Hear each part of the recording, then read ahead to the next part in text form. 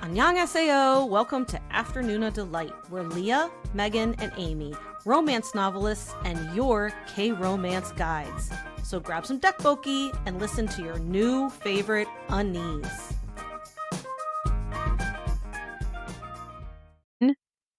Hey everybody, it's Leah Riley. Hello, it's Megan. Hi there, it's Amy. Well, hi. I know, we're all back together. It's been a minute. Did you miss me last week? We did. We bantered for 30 minutes last week. Yeah, Amy and I had way lots to talk about without you, I will say. Well, we were making up for not bantering the week before. We didn't banter at all. We had some concerned listeners. What did they say? We went, no banter. So they like, are you guys okay? Somebody Pretty said, much. was there a mistake? Because there was none. And that, was there a technical difficulty? And then secondly, was it so salacious that Amy forbid it from going out? And that was the part I wish we had said just yes. Yes, you caught us. Yes. Thank you. And no. And then we said, no. The reason there was no banter was because my work-life balance is garbage and I had to go work some more. Well, yeah. I mean, I think the problem, if we know that like our time has a hard stop, we really want to get into we want to get into the meat and potatoes of what our episode is about. So, but I'm really glad that people like it and want to hear about like what we're doing. Well, what's funny is not only did we banter last week, but like the episode was 90 minutes because we couldn't stop bantering. Aww. I mean, it was stuff that had come up in the Patreon that we talked about and like that kind of went with last week's episode too. So it was fun stuff. But I mean, we're gonna banter whenever we can banter. If we don't banter, it's usually because we're on a time crunch. I love whoever hates it because I'm just like, sucks to be. Wait, somebody even wrote back to the podcast Instagram and said, I don't even watch K-dramas. I'm just here for the banter. And I was like, come on over, friend. Let's hang out. There's more where that's come from. That's funny because I sometimes do have a fear. Like, I'm interested in what we're talking about. Like, I like our banter, but I'm like, is our banter really interesting to other people? You know what? If it's not, there's this really neat thing you can do called skip ahead. True. That's why we started doing chapters. So if you watch on YouTube and probably on I mentioned that. Spotify. Okay. So I don't know if Spotify does chapters. I don't think it.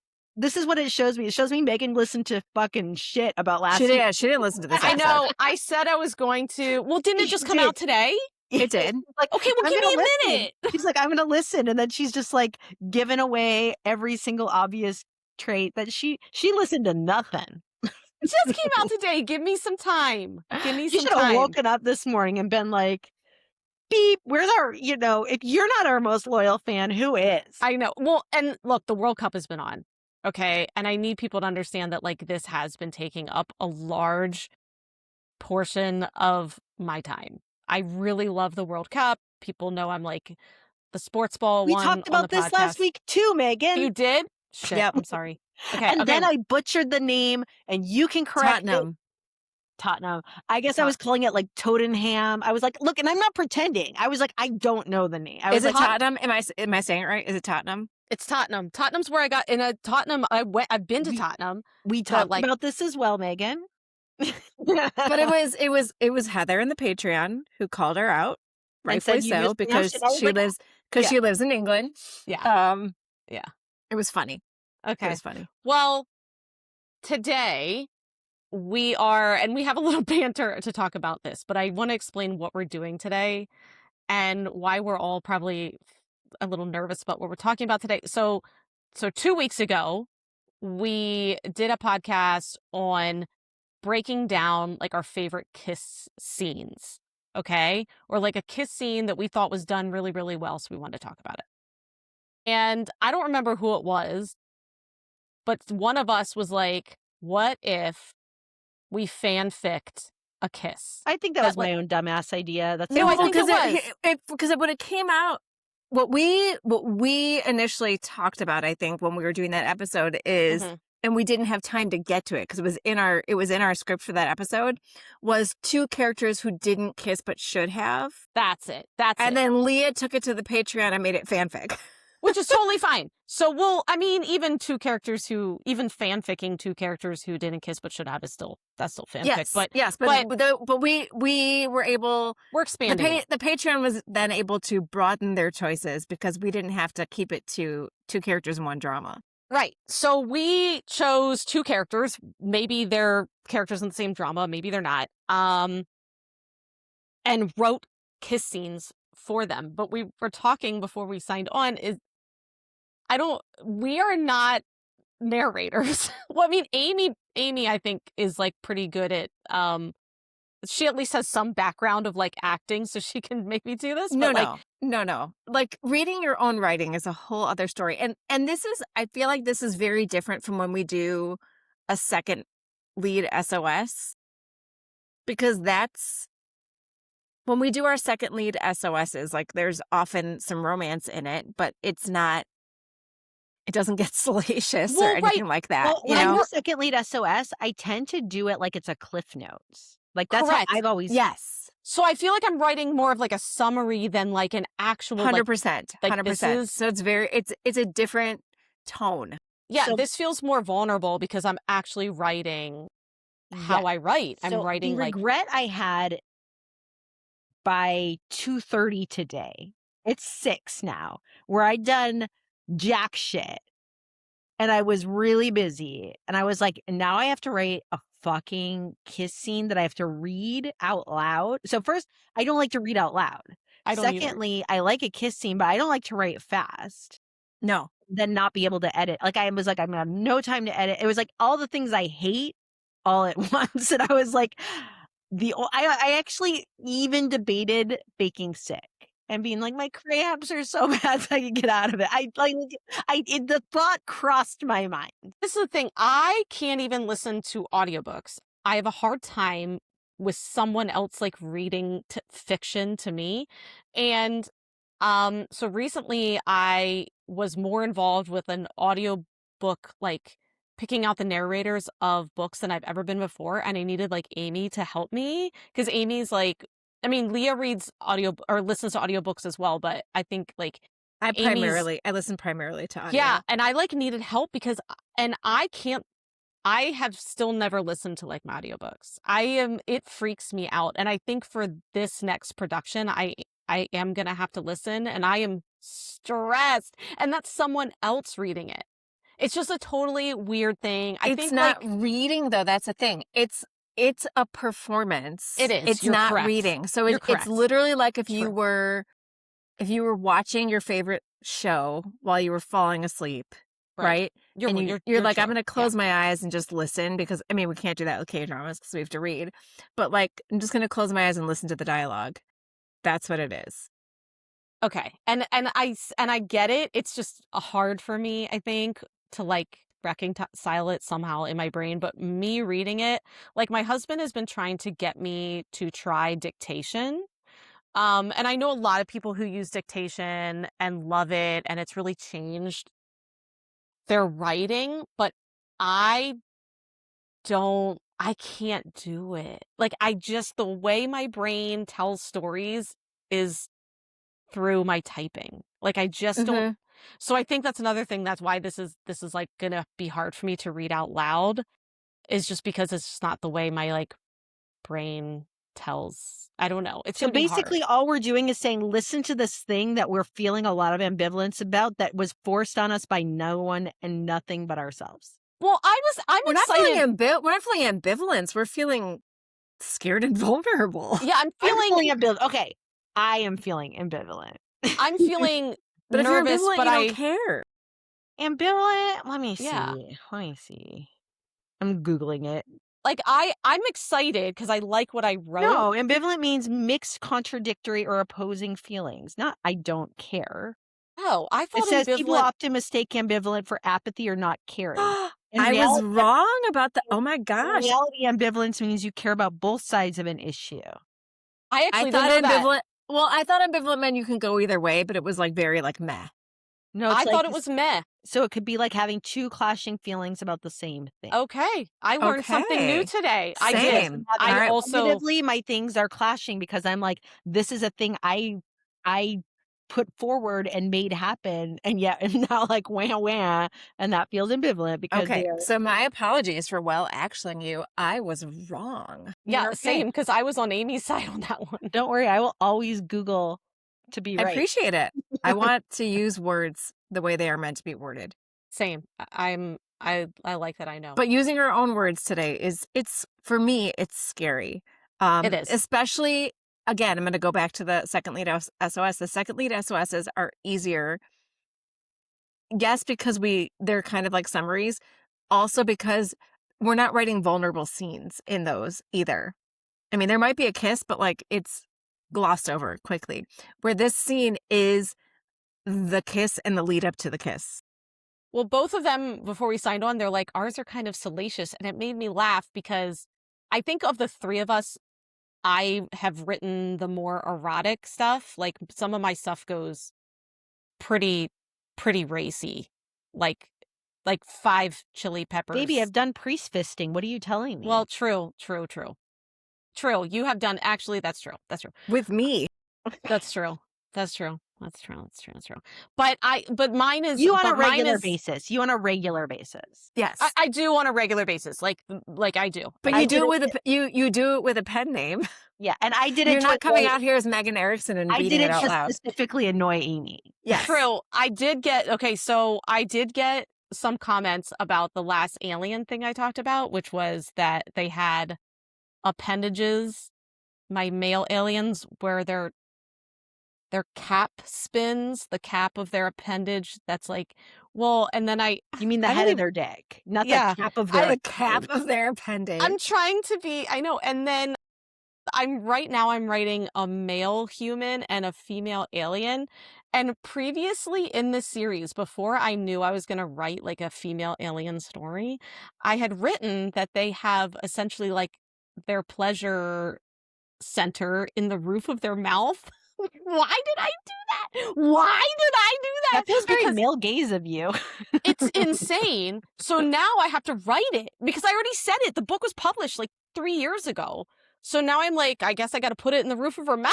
So I had to It's a write. lucky guy. Lucky guy. Oh my God, I had to write this scene and it felt insane. I was like, and I like, I can't even imagine. I wrote it and I went into like our chat and I was like, guys, I just wrote this and what is life? It comes out next month. I'll let you all know. Okay.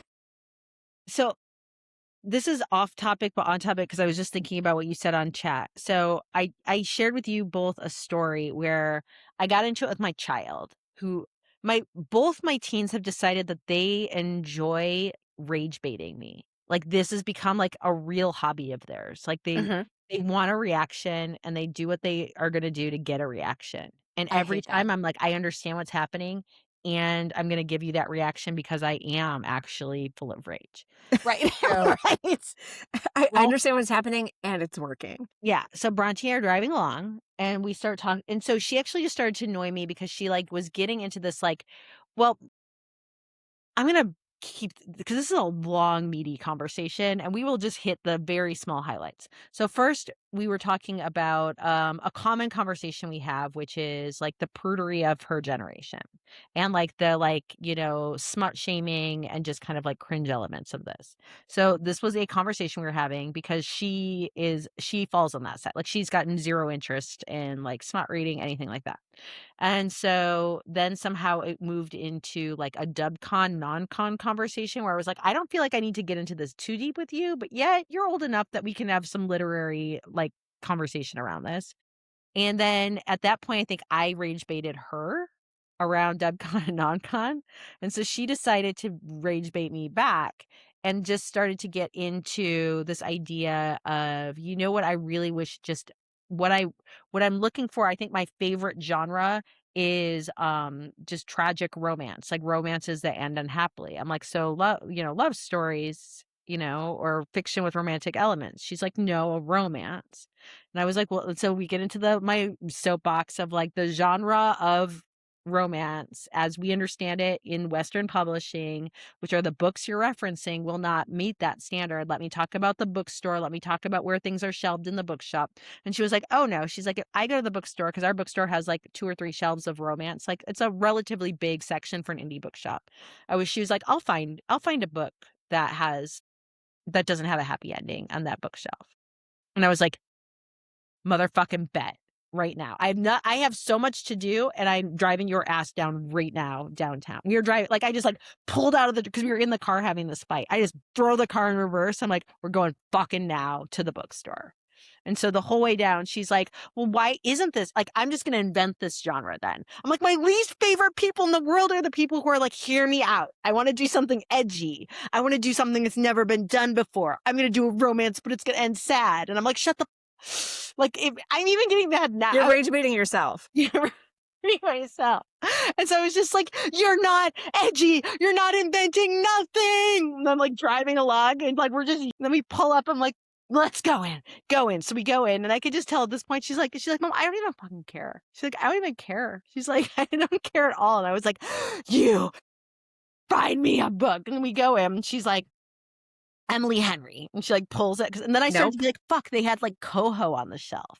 I'm like, I actually am not even very, I'm like, does Coho? Because I'm like, first of all, I don't think I would classify Coho as like romance. But then I was just like, is she going to pull a Colleen Hoover? Like, I don't know. I'm not familiar with a lot of Colleen Hoover. I'm like, does she? And so in my head, I started to have this like moment of panic. Like, is she going to one up me? And it's going to be like Colleen Hoover's fault. And I'm like, I don't even know, because I don't actually know if Colleen Hoover is going to end sad or happy. Anyway, she just starts pulling at shit. Every single thing ended happily, thank God. And so then how did you know? Because I said, go to last pages, go to last 2 pages. Okay. And you tell me, like, is it happy or sad? And so she's just like, pull, look. And then she's just like, finally, like, she's like, after like 15 minutes, she's like, I don't care. I really, truly don't care. And I was like, then what I need you to do right now is get on camera and say, my mom is right. And I'm going to record you saying it. She's like, what are you going to do with it? I'm like, nothing. It's for me and myself and my own twisted, sadistic enjoyment that you're going to tell me I'm right. And so I have a video now of her saying, my mom is right. And we saw it. I shared it to you too. And if anybody else wants to rage bait me on this topic, feel free. And I will take that rage bait if you agree that in the end, you will go on video and say I'm right. Because you are right. Open invitation to any listener who wants to have this conversation with me. I love it. So to segue, all I was doing was procrastinating the inevitable. No, but also to segue, we're gonna talk about some pretty happy scenes today. I believe happy romance scenes, even though we are loath to read them aloud to you. Yeah, this is fun and scary. All right. So thank you, Lia, for suggesting that we do this. Yeah, I'm just going into my disassociated state of it is what, like, I've chosen something and now I'm executing it, and I'm going to turn off my feelings on the topic because I find them to be distasteful. So, okay. So what we did was we gave Patreon an assignment, which was, and I messed it up and made it harder for us. Being like, it could be any, like, I just was like, fanfic us, whatever. But it was like, pick people that you would like us to like do a kiss scene with. And then I also said, and we reserve the right that if like none of them like we feel like we want to do, we can just do our own. I almost did that last night, because I still was like, I don't know what I'm doing. As of last night, I was like, fuck, I still don't know what I'm doing. I think I'm just, and so I was like, I was going to do the airs. I almost did. Like I sat down to begin to write it. And then I was like, you're being a coward. You're being a coward because you were suggested one and you want to do it. You just think it's hard to do. And so I was like, fuck it. I'm just going to do. And so I was suggested 2 then in the Patreon, both tempting in their own way. One was Mr. Plankton. That felt like low hanging fruit to me though, because I was like, clearly that's what I want to do. So if I'm going to so all of this to say, there's no one to blame here but me, because I had an out to do my own. I had one to say, here's like a ship that I do believe should have happened that I'm obsessed with. No, I didn't choose any of those. The one I went with was the one that our Patreon member and my good friend Becky selected, which was Doona and Kudohina from Mr. Sunshine. Love It's it. a As I good was one. like, this It's is a great pairing. And I was like, Yeah. I don't fucking know what I'm going to do. I Yeah. don't know. It's a good one. So I took a shower and was like, universe, just give me a fucking idea. Just give, it doesn't even have to be a good idea. Just let me do it because I'm going to annoy myself if I don't try to do it. So I did it. That is what I have done. And anyone who's written paranormal romance in our space does not get to be mad at me. I have not plagiarized you because I've not read any of your books. So I had to introduce an element of paranormal to make this work in my head. Ooh, okay. I'm So excited. this is a paranormal romance. All right. So I'm just going to, I'm going to set the scene. I'm going to say, all I did was jump in. I'm going to do no setup. If you've, also, I am not going to use, so let me give you a few more parameters. I'm not going to set it up, except I've been setting it up for 5 minutes. Yes, shut up. And then also, Doona is in a relationship in Doona. Fuck that. There's no. Yeah, I did the same Right. thing. Yeah. I said fuck the relationships You there, have to actually, move and on. those don't Yeah. exist. Yeah. Okay. Yeah. Okay. I also, last caveat, I have not read this since I wrote it, and I finished writing it 5 minutes into when we were to be recording. So wish me the best of luck. Here we go. Godspeed. This is called Finding Glory. So, fuck. Okay, just give me a second. Okay, I'm just making it so I can't see you guys. There. This Okay. is serious. Okay. Yeah, I can't look at your faces. Okay. Her apartment's master bathroom remodel was supposed to take 10 days. In the meantime, Doona's manager had booked her into the Glory, a 120-year-old hotel restored within an inch of its name, all dark wood and hushed tones, the kind of place used to power and prestige and wouldn't blink at an idol. She wanted exactly that, to not be noticed. Years of stages and fan cams and a face sold to luxury brands, and all she craved now was a place where no one wanted anything. So why, on this fourth insomniatic night, laying on top of a coverlet in a fuzzy white robe with the windows open and warm soul summer pressing in, did she feel so distinctly looked at? You hold still like someone used to a camera, a voice came from the corner, low and unhurried, faintly and infuriatingly amused. And like you hate it, both at once. That's a rare talent. Doona didn't scream. She was too tired to scream, and some traitor part of her had been waiting. She sat up slowly, her pulse increasing, and the woman was there, assembling out of the dim light like smoke and silk, a midnight blue dress, a century out of fashion, a careful mouth, and bright eyes that clearly missed little. I'm hallucinating, Doona said, mostly to herself. I haven't slept. This is a sleep thing. Such a logical explanation. Tell me, are you a lover of logic? The woman drifted nearer, and the air went cool and electric in her wake, causing goosebumps to chase up Doona's bare arms. My name was Kuda Hina, and this was my hotel. I built it. I ran it. I gave nothing of myself anywhere else. So when I died, I came back to the one place I truly loved, the one place where I was ever free. She paused at Doona's expression, her mouth bending into a dry curve. And no, I didn't die here. I had the poor manners to do it elsewhere, but this is where I lived, so this is where I've stayed. But Doona's voice cracked. That's not how ghosts work. And how would you know? Hina sank down on the edge of the bed without weight, without sound, and yet the mattress seemed to dip toward her, and so did Doona, helplessly, like a flower towards an impossible sun. I've watched 1,000 guests pass through this room. Diplomats, liars, lonely men, none of them ever looked like you. Her gaze dragged down, taking in Doona's throat, the loose tie of her robe, the exposed knee, all as slow as a touch. And you're beautiful, all that wanting and nowhere to put it. I know the shape of it. I wore it for a lifetime. Heat flooded Doona's chest, her face, and pooled lower, because that was the thing nobody got right about her. The press called her cold, her fans called her mysterious, her own company called her difficult. And here was this dead woman who'd clocked in 30 seconds. She wasn't cold, she was starving, tired of being adored by millions and never seen. Everyone looks at me, Doona said, and to her horror it came out raw. All the time. I came here so it would stop. They only see what you allow. Hina tilted her head, and the recognition in her eyes was unbearable, intimate, exact. I did the same. I smiled for the wolves so they'd stay polite. I was the most watched woman in the city for a time, and the loneliest. You think I don't know what it costs to be everyone's beautiful, distant fantasy? Her voice dropped and the composure cracked just slightly, something old and yearning showing through the seams. I would have given my whole fortune for one person who looked past it, and I never got one, not once. Doona's breath went shallow. The dark had narrowed to the space between their mouths. And now? Now I'm smoke and now I'm smoke and over a century of almost. Hina lifted one pale hand and held it a breath from Doona's cheek, not touching, almost. Let me do that again. Hina lifted one pale hand and held it a breath from Doona's cheek, not touching, almost, and that was crueler than any touch Doona had survived. Cold radiated from those phantom fingers, and beneath the cold, a pull, a hunger that answered the knot drawn tight and low in Doona's belly. She turned her face into the not quite touch, and a wrecked little sound slipped out of her.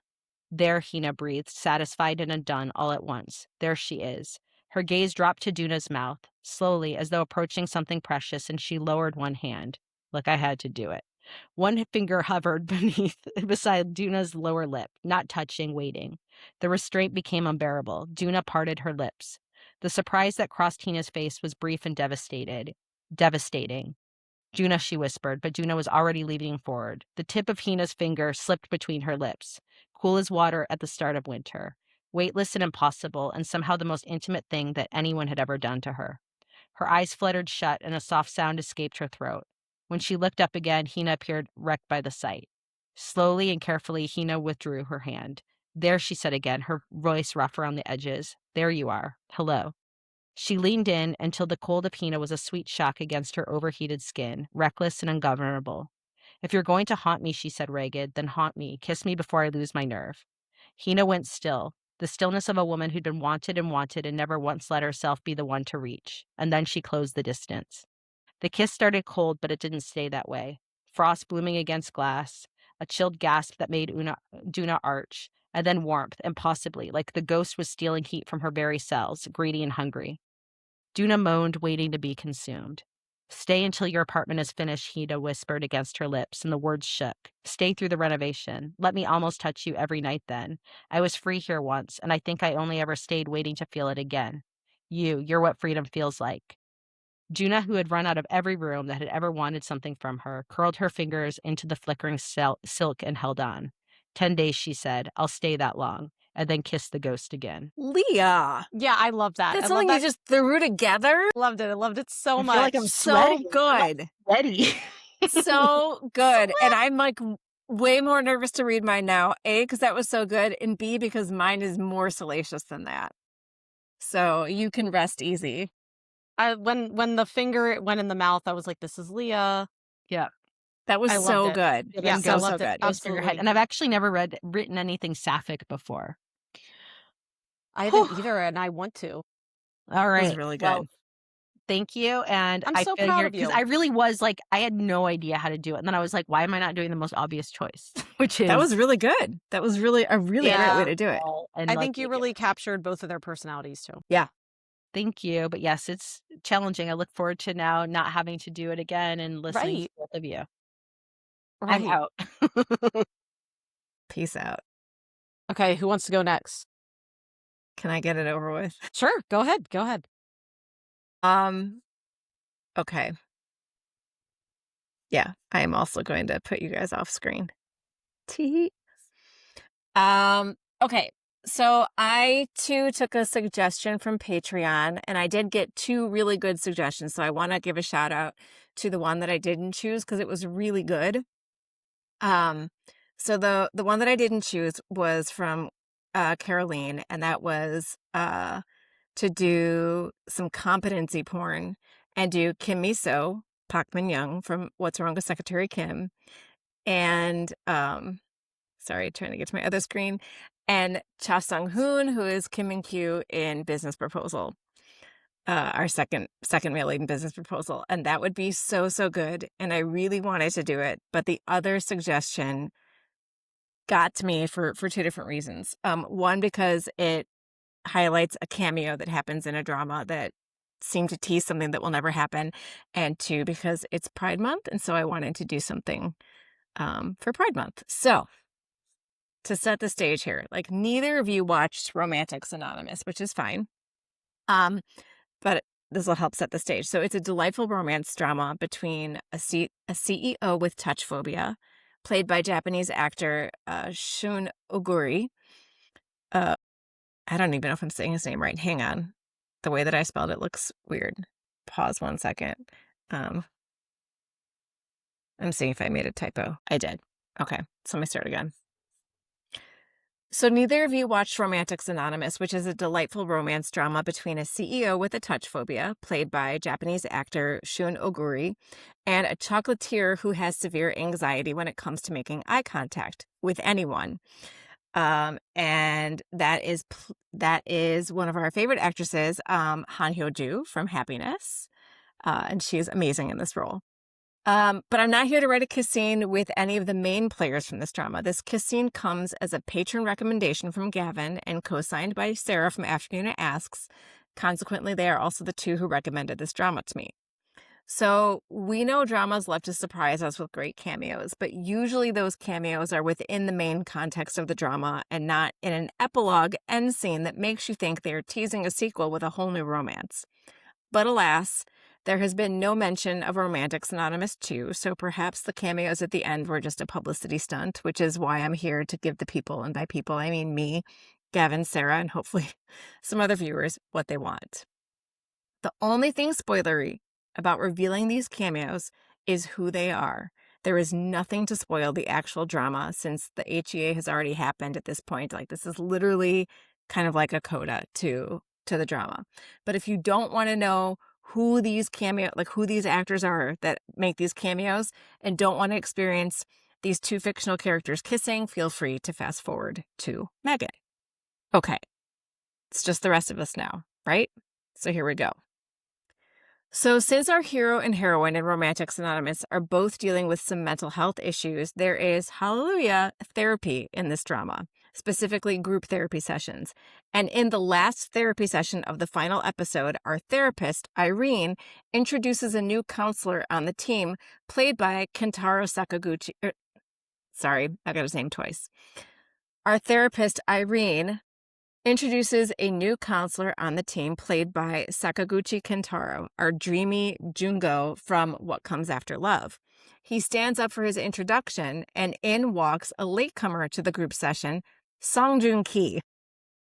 Songjun Ki and Sakaguchi Kentaro have this fleeting look like, oh, we are teasing a banger of a male-male romance here. But that's it. Nothing ever came of it. Like, there was no What Comes After Love 2. So I'm going to, like Lia did, I'm going to ignore that Sakaguchi Kentaro is introduced as a therapist and make him a client instead. So make them both basically people getting therapy in the group. And I'm going to make him his character from What Comes After Love, the overworked, striving for success to the extent that his love life suffers, Jungo. And Songjun Ki, of course, is our floppy hat, overall wearing florist from my youth, Sunwoo Hae. My apologies to their respective female love interests because I love both of these dramas, but this is fanfic, y'all, and I want what I want. So, here we go. Aoki Jungo was the last one at the office again. He forgot to eat lunch, and he already missed the team dinner because this project had to be on his manager's desk by the time he walked into the office tomorrow morning. He even skipped his group therapy session again, the third time in 3 weeks. But work came first, always, which was ironic because that's what landed him in therapy in the first place, working himself to literal dehydration and, subsequently, unconsciousness, landing him in the ER with an IV in his arm and a humidifier by his bed. He was exhausted, burnt out, and should just go home to sleep. Instead, he found himself wandering the quiet, shop-lined street a few blocks from his office. Other than his favorite ramen shop, which was where he intended to go, everything else was closed. But just beyond the ramen shop, he saw another lit window, and something compelled him to keep walking. Jungo had never once bought flowers for someone else, let alone himself. Yet he was reaching for the florist's shop door, for some reason needing to see if the light was left on by mistake, or if someone was actually inside. The door opened and a bell jingled overhead, but no one came to greet him. "Annyeonghaseyo," he called, not wanting to frighten whoever was inside, but also, for some reason, not wanting to leave. That's when he saw it, the soft moonlit glow framing the perimeter of a partially ajar back door on the opposite side of the shop. I should go home, he told himself. This is literally trespassing, and whoever is out there is probably going to call the police. But he kept walking, past the counter and the refrigerator full of flowers, past a shelf of succulents, until finally he found himself peering through the crack in the back door. All he could see was someone squatting in the dirt, a bucket hat hanging from the back of their neck. Jungo cleared his throat and slipped through the door. "안녕하세요," he said again. "Your door was open, so I—" But he trailed off because what would he actually say next? Your door was open, so I was compelled to enter? Your door was open, so I decided to walk on in even though the shop is clearly closed? The bucket hat swayed from the cord on which it hung as the person rose to their feet and pivoted to face him. Rose to his feet. The florist was a man. "You," the other man said, and Jungo's brows furrowed. "Me?" He pointed to himself like an idiot. The florist laughed. He stepped out from the bed of flowers he was planting and under a porch lamp, and an unexpected heat traveled from Jungo's neck to his cheeks. "You," Jungo said, and the other man's smile grew even wider, lighting up the night like a second moon. He was the one from the... He was the one... I'm getting hoarse. He was the one from the group sessions, the one who always sat across from Jungo and smiled whenever he caught Jungo staring, which was a lot. "You're the one who almost worked himself to death," the florist said. "I'm Sunwoo Hei," he added, pressing a garden-gloved hand to his chest. "I'm Jungo." He let out a nervous laugh. "You're the one who's dying." Oh my fucking God. Did he really just say that? He spun to leave because it was either that or grab Sunwoo Hei's shovel and bury himself alive. "Wait," Hei called with a laugh. "It's okay. I'm not, by the way, dying. I mean, at least not anytime soon." Jungo's jaw clenched, but he slowly turned back to face the florist, who was still smiling as if Jungo was the one who was lighting up the night, when Jungo knew he was much better at dimming those who glowed. But something about Sunwoo Hei told him that even in the darkest of times, the man could shine brighter than the sun. "I'm working late tonight," Hei said. Jungo nodded. "Right, I should—" "Do you want to help?" the florist interrupted. Jungo looked at his rumpled shirt and tie, his dress shoes, and then at Hei's overalls, gloves, and work boots. This was his out, his reason to run from what could only be a bad idea. Jungo could barely take care of himself. How could he possibly take care of someone else? Not that that's what this was. He was moving way too fast in his head, which meant he was just standing and staring at Sunwoo Hei when he should be answering the man. As if reading his inner turmoil, Hei strode toward him and began unbuttoning and rolling up Jungo's sleeves. "It's not that hard, Jungo," he said, smiling, as he tried out Jungo's name on his full, perfect lips. "I'll take care of you." Something in Jungo's chest cracked wide open and just as quickly pieced itself back together again. "I'll take care of you." Was that why he walked past the ramen shop? Had he somehow known that the words he so badly needed to hear were waiting here for him in this strange florist's night garden? "Okay," Jungo finally replied, his voice a hoarse whisper. But when Sunwoo Hei turned to lead him into the garden, Jungo grabbed him by the wrist. "Wait," he said, something desperate and buried, clawing its way to the surface. Hei glanced down at Jungo's hand and back up, not at his eyes, but at his mouth. Then he licked his lips. "Okay," Hei replied. "I'm waiting." And that was it. Jungo was a fucking goner. He tugged Hei toward him, their chests colliding only seconds before their mouths. Jungo's free hand cupped his jaw, while Hei grabbed him by the hips, his fingers kneading Jungo's skin, his hard length pressed between Jungo's legs. Hei tugged at his bottom lip with his teeth before parting his lips and inviting Jungo inside. Together they nipped and tasted and ground against each other until both of them were panting. "You taste," Jungo rasped. "You taste." But he couldn't find the right word. Perfect was too fucking basic. Overused. Not enough. Hei palmed him over his pants and Jungo groaned. Fuck words. Words weren't important anymore. Hei slid his hand slowly up, before hooking his finger behind Jungo's belt and tugging him toward a bench on the other side of the garden, blanketed by the stars. "Let's find out exactly what I taste like," Hei said, lowering himself down to the bench and then pushing Jungo to his knees. That's it. You ended up on Amy, the knees? I love it, Amy. I'm so was so proud of good. you. Oh my God. Whew, now I'm... I know. It's like at the end, I was like, "Ooh, I'm sweaty." It's like, Amy. Yeah. I love As soon it. as You Leah got said she was Hayes- worried that hers was salacious, I was like, oh, shit. So I Yeah, don't I'm just know not the used to other reading that stuff. Yeah. I don't know the other character, but you got Hay down. Like I'm like, I could see that all this happening. Hey, it's perfect. It's perfect. You got him down so well. So yeah, I mean, like, Sakaguchi Kentaro, like, oh, he's so good in What Comes After Love. That's such a good drama. Um, and like I said, I love both of these characters with their respective female counterparts. But when Gavin's like, give us the sequel that Romantics Anonymous is never going to give us. And they literally, like, these two guys, and they have this like look that I'm like, are they, is it, I mean, I literally, like, as soon as that episode ended, I got on chat with Gavin and Sarah, and I was like, is there going to be a male romance Right. with these two guys? And they're like, I don't think so. I think it was just maybe publicity. I was like, God damn, that would have been good. Watch Song Joong Ki in a BL. Hell yeah. Hell yeah. I loved it. That was great, I would Amy. too, actually. I think he could really do a good job. Yeah. Yeah, I mean, like, my youth was my Song Joong Ki awakening. Same. He was great. Just like Perfect Crown was my IU awakening. Like, there's certain dramas that, like, just, yeah, open my eyes to an actor. And I will watch Song Joong Ki again now that I've seen my youth. I liked it a lot. You did great. You did great. We're on a So yeah, I was gonna say, yeah, I don't know if I feel like I don't know if I said that Song Joong Ki's character was from my youth. I think I did, but anyway, yeah, my youth. I love a male florist too. I really do. That's hot. It was so hot. I mean, great. like, Megan and I could not get enough of it. Planted trees.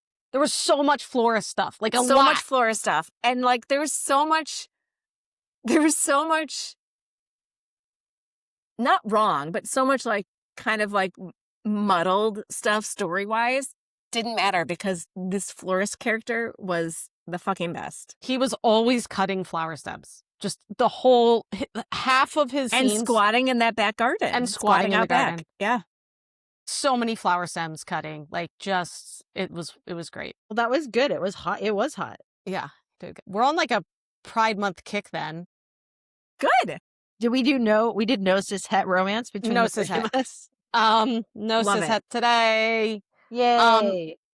Okay, so when Lia had originally proposed, write a scene between two characters who never kiss but should, I immediately knew who I was going to do.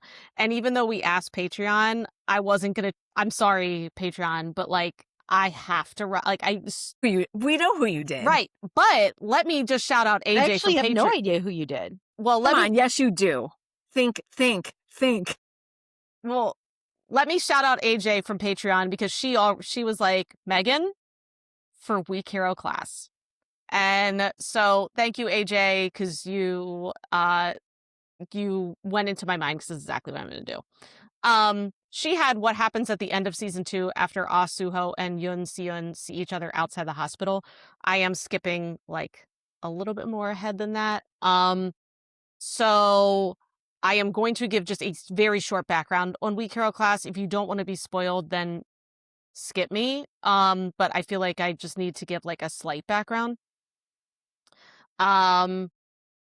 Season 1, you have Yoon Seon and An Suho who have the bromance to end all bromances, but Weak Hero class is a very violent high school drama. There's like bullies galore.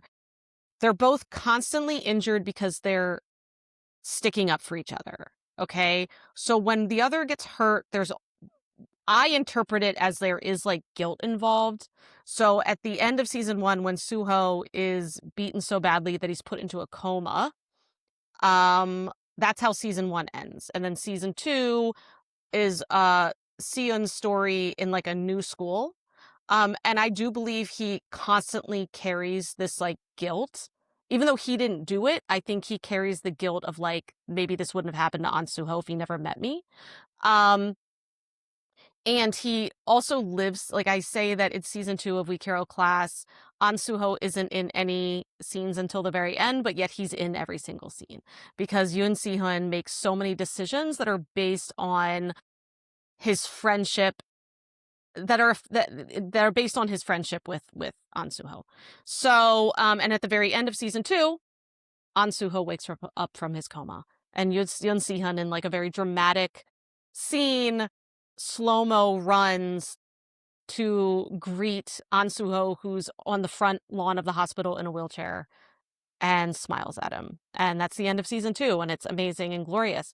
So I wrote mine is not super salacious because they're still in high school. But I did write a kiss scene of them a little bit down the line, let's say. Okay. This is I don't like this. I don't like reading my stuff out loud. Like, I'm shoving you guys way over here so I can't see you. Okay. Suho slammed his fist into the punching bag. Pain radiated up his arm and neck to explode in his skull. His vision blurred, and for one horrible moment, he thought he'd pass out. But at the last moment, he managed to cling to the swinging bag to keep himself upright. He closed his eyes and waited for the feeling to pass. Something cold touched his forehead. He opened his eyes to find Sion holding a water bottle to Suho's forehead. The condensation from the plastic dripped down his nose. He straightened and took the bottle. After unscrewing the cap, he downed a few gulps. Maybe if he acted casual, Sion would assume everything was all right. But he must not have been a good actor, because Sion gripped his arm and led him over to a padded weight bench. "I'm fine," Suho said, but he sat because his legs felt shaky. "No, you're not." "How do you know?" "Your punch sounded off." Suho sighed and looked away. Of course Sihun could tell just from sound that he hadn't been okay. "I'm just dehydrated." Sion sank down beside him on the bench with his hands in his lap. He didn't respond, probably because he knew Suho wanted the conversation control. "I'm hungry too. What are you hungry for? I could go for some sundubu jjigae from that place we went to last week. You want to go back? Or should we try something new? You always get the same thing wherever we go, so maybe it doesn't matter." Sihun remained quiet until Suho burned himself out. Finally, he murmured, "Sundubu jjigae is fine. You said it was the best you've ever had." "Did you like it?" "I've never liked any food as much as you do." "Yeah, but you don't always have to do what I want to do."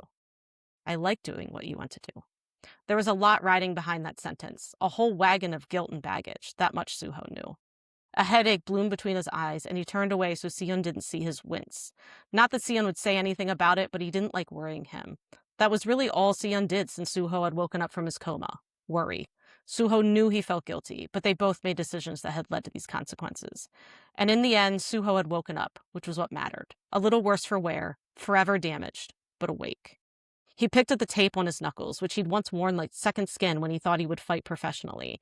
Then he had a career-ending knee injury, but he'd still been able to fight, from local gang members to school bullies, until he'd been sold out, knocked out, and put into a coma. And now he wasn't sure who he was without the fight. He worked out every day with Sion, as much as the doctors allowed, but his punches lacked power. He got lightheaded and woozy. His arms didn't seem to move the same. He was slow and weak, and he wasn't even 19 yet. "I won't be the same," he faced the wall as he spoke, unable to give Sion eye contact. "I can't fight. I can barely run. It's frustrating. I know the doctor said it'll take time to gain back my strength, but I want it to happen now. I want to be the way I was." He finally turned his head to face Sion, who remained quiet and listening beside him. Their eyes met. Sion and his big, stupid eyes that said everything he never verbalized. That was what Suho liked most about him. That he didn't have to talk to let Suho know what he was thinking. He also didn't give him false reassurances. He just listened, and that was enough. And then Sion tilted his head until his temple rested on Suho's shoulder. He finally spoke. "Then I will fight for both of us. And so will Ryo and Minyoung and Minjae. We're not alone anymore." When they'd first met, Suho had seen the loneliness in Sion. He'd worn it around his neck like a too-tight scarf. Suho had wanted to show him how to live, how to have friends. To know that Sion had lived how Suho wanted him to when he'd been in a coma had been a gift when he woke. Sion's hand slid over Suho's. The calluses grazed his skin. Their fingers slotted together like puzzle pieces. "But it's still us, you and me," Sion said softly. "It will always be." He lifted his head. Their faces were inches away. They'd never been this close, but yet it felt familiar, like maybe they were always meant to. Suho could feel the warm puffs of air leaving Sion's full lips. He didn't think, just acted, as he angled his head and brought their mouths together. For a moment, neither moved. Just skin presses skin, breaths mingling, air mixing. Somewhere in the gym, a refrigerator kicked on with a rattle. Sion made a sound in the back of his throat, and an other hand touched Suho's shoulder. Suho opened his lips and swiped his tongue inside Sion's mouth. The other boy shuddered against him as the kiss deepened, as it turned into something with teeth and spit and little moans that made Suho a different kind of dizzy. He found his hand buried in Sion's hair and their clasped hands pressed to his chest. He pulled out of the kiss, and the gym filled with their rasping pants. "You okay?" Suho managed to form words. I'm okay, Sihun said. His eyes crinkled, warmed, grew a little wet. His lips could have curved, but that might have been Suho's imagination. It was enough of a smile to make Suho's chest swell with pride. Things has changed. Suho was different. So was Sihun, and maybe that difference was what they were always meant to be. Sundabu jjigae? Suho whispered. A real smile now. Suho wasn't imagining things this time. Sihun smiled for real. He pressed his lips together before nodding. Sundabu jjigae. They stood up. Their hands remained clasped. And the sundabu jjigae that day tasted better than it ever had. Yay! It's so cute. And I think you did a really good job of like hitting that age. Like, you know what I mean? Because that's the trickier thing is like you got to walk that age walk without it getting weird. Yeah. That was good. That Thank was you. really good. It And it made was me- it's what we all needed. Like, I haven't even watched Week Hero Class, and hearing you talk about it, I'm like, that is a romance. That's a romance. Yeah, it soothed my soul to write that. Like, I'm Yeah. dead serious. The fact that I knew that they kissed and that they're like finding a new normal and healing, like, felt really good to me. You know what I mean? Yes. It So felt- good. It felt good to write that. It was. I mean, I've written kind of like younger characters before, but these guys are in high school and they're also a little emotionally stunted. Like, they really are. I mean, they're So- high school boys, so They're high yeah. school boys. They're a mess. Sihun definitely like is not in touch with his emotions until Suho. But that was really fun to write. I did. I really enjoyed that. Did it feel cathartic to you? Yeah, it felt totally cathartic. It was so like, good. because we still haven't gotten season 3. We don't know if there's going to be a season 3. That should be season 3. I know. I mean, season 2 still felt, I will say, like the end of season 2, seeing Suho, like I remember like screaming, seeing that he was awake. So, like, I if they never make a season 3, I'm okay. Because it But- gives you like the in your head kind of stories. Like, Yeah. Because now I'm kind of like, you know what? Now I can just imagine them like happy and healing rather than like sent to a third school where they're fighting people again. Do you know what I'm saying? Riding off into the sunset. Yeah, I can imagine them riding off into the sunset now with like kissing in the gym, and that was fun. So thank you for the opportunity, podcast listeners, for Yes. Thank you, everybody, for your suggestions. Yeah. Somebody else on the Patreon had recommended me doing something with Mr. Goo, but I haven't watched that drama. I've heard so much great about Mr. Goo from Lia, but I couldn't do Mr. Goo because I haven't watched. What drama is that, Lia, with Mr. Goo? I already forget. My Liberation Notes. Yeah. I haven't watched that drama, and I'm sad to say that I probably won't. Because I don't watch the Downers. yeah. So I will say Jennifer B had a good one for me. She said maybe for Megan, Tae-gu as Soji Won in My Sweet Mobster, and Jun Yo Bin as Ms. Incognito's Kim Young Ron, which I haven't seen, but why she suggested that, she then goes on to say they had great chemistry in Night in Paradise, but the story did not allow for much romance, or really any. She said, I loved My Sweet Mobster, but didn't feel a lot of chemistry between UTG and the original female lead. This way, their very cool Night in Paradise characters could have an HEA. And yeah, I mean, to be honest, I would have loved to write an alternate ending of A Night in Paradise where they get an HEA. It ends tragically. So I would have to like rewrite the ending. Is that a movie? Yeah, that's that like really violent movie that I just don't recommend to Uh-huh. people because it ends so terribly. I was like, I'm still traumatized by it, to be honest. Yeah, no, I'm good. I'm good with that. Yeah, it's not even the type of like violent movie where I'm like, if you can handle it, go ahead and watch it. No, I just, it's not a bad movie. It's just like, I don't know why anyone would put themselves through watching this, because it's just so brutal. But God, their characters. Is it more brutal? though- Is it more brutal than Old Boy? God, I mean, I would say Old Boy's worse. Actually, I would say Old Boy's worse. But they did like their characters though in A Night in Paradise. Like I wanted them to have a romance. It wasn't meant to be, but it would have been pretty good. So shout out because that was a good suggestion. That was fun and terrifying. Yeah, that's because very now hard. I'm thinking about that's just going to be out there now. Yeah, On but it was Spotify, fantastic. on YouTube. You did It's a great scary, job. though. It's scary though. It is scary to. I normally don't. Yeah, I don't read my stuff out loud, and I do write under a pen name. yeah. So how did it feel? I'm glad we did it. Yeah, I'm glad I am we too. I I'm am glad too. we did too. I would do that And again. I'm trying to remember the kind of kisses. Like, yeah, I don't want to make it harder because I don't have the original skip pulled up. I'm like, like, we all talked about how we have a propensity to write fuck it kisses. Mhm. Mhm. Ah, yeah. And I didn't write a fuck it kiss at all this I time. don't think I did either. I think I wrote. I don't think it was a fuck it because these were not people who were like there was no push and pull like anything like that. These are strangers. Yeah, we kind of all wrote some like slow burn kisses. Yeah, I mean, not strangers. They've been in therapy together. right. Right. Mine just woke Mine are up and there was a soulmates. ghost in the room, and she was like, well, didn't even wake up, just saw a ghost and was like, yeah, I'll hit it. I got Why 10 not? days. Yeah, I No, got 10 days to diggy. these were fun. Mine were soulmates, so they deserve to. They are 100% soulmates. Absolutely. I've sent Amy and Leah like clips of We Carol Class, like just so everyone knows. So I think at this point I feel like they know the characters No, I fairly well. have it, and I have it downloaded. Like, I think that's the trickiness is like at this moment in time, like I have it as one of the things to watch. I'm still working. I feel like at this point now, I feel so boring for this podcast to be like, I'm still working through my royal nemesis. But like, I I am am too. Me too. I am too, though. because We'll now I'm get there. watching the World Cup too, I and am. I we know. did have our TV break this week, and it was like a very random breaking. Like nothing happened. All of a sudden, it just started to like throw weird lines, and it would like hiccup and freeze, and then like restart. Yeah. We did get this TV free from a neighbor when they moved, and Nick said he looked it up and it was from 2013. So it's done a good job. Like, I mean, it's Yeah. done its It's hung in service. there. He's feeling very bummed because he's like, now this old gal has to go to the landfill when it like served our family. So he like had like a real sadness about this like TV.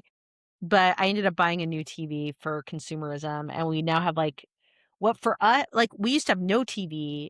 Then we had a TV that was like 45 inches or something. And now we have a 55-inch TV. And I feel like it's like we might as well be on the moon at this point. And I know there's TVs that are much, much bigger, but 55 inches right now feels like that's the biggest TV. That's almost, I think the TV I have in my apartment's like 2 feet or something. Like, yeah, this is a crazy TV. I'm used to watching on my phone. And now I'm like, it's too much. Like, I the know. people are too big.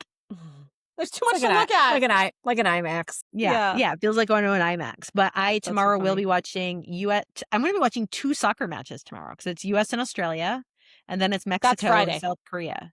Oh wait, Friday. I keep Yep. thinking. But tomorrow is Mexico and Korea, so we'll be watching that. Okay, Fridays. okay. It's okay. This It's hard to weekend- keep track of them. It's I hard to thought keep track. tomorrow was Friday.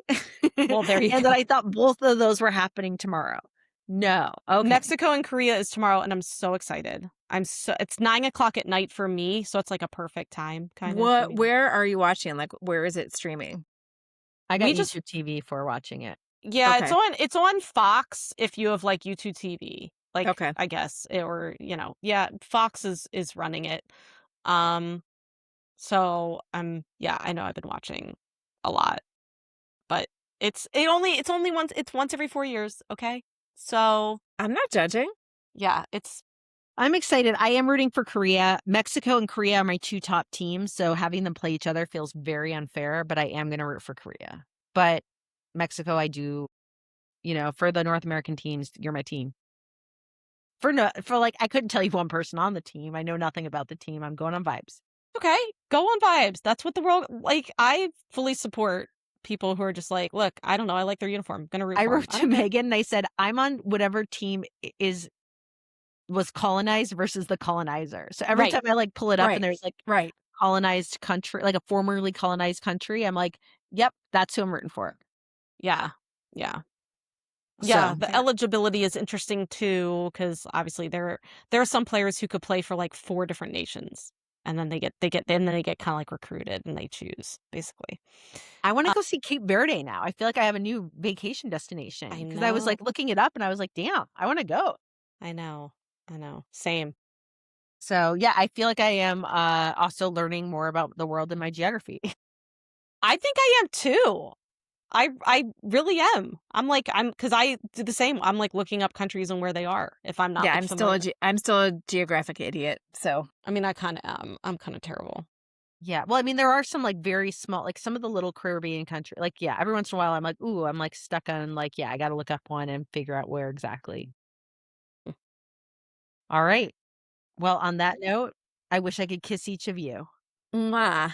Mwah. Mwah. That was really Fuck fun, it. guys. For Yeah, real, that was really fuck it. fun. That was really fun.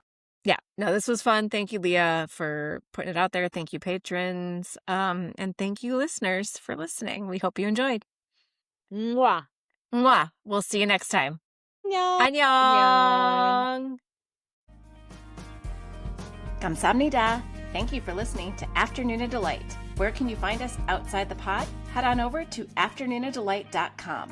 That's AFTERNOONADELIGHT.com. You'll find links to all our social media, our book recs, K-pop and K-skincare recs, and if you want even more Afternoona Delight, because really who doesn't, you can join our Patreon, where you can choose the patron level that's right for you. Join in daily K-drama conversations, listen to bonus podcast episodes just for patrons, and participate in our monthly live K-drama support group via Zoom. We can't wait for you to be a part of the community. Until next time, annyeong!